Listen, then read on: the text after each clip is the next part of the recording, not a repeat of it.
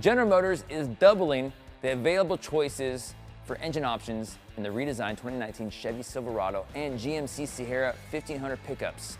Automotive News reports that this includes an addition of a new 4-cylinder turbocharged engine that can run on, get this, 2 cylinders to increase fuel economy. That's pretty far out. The change is in hopes of getting the mile per gallon down to rival the Ford's V6 Ecoboost engines and the Ram 1500 with a mild hybrid system. So I guess we'll see. The 2.7-liter I-4 turbo engine is a huge step, and it's the first of its kind in modern day technology for a 4-cylinder engine in a full-size pickup. It's the industry's first pickup capable of running on 2 cylinders also, which is insane. My truck runs on 4 and it's a V8. 2 cylinders though, that's nuts. However, the company reports that the EPA testing is not actually finalized for the 2019 models and didn't release expected fuel economy. But the thing is, it actually makes decent horsepower. The engine makes 310 horsepower, 348 pound-feet of torque.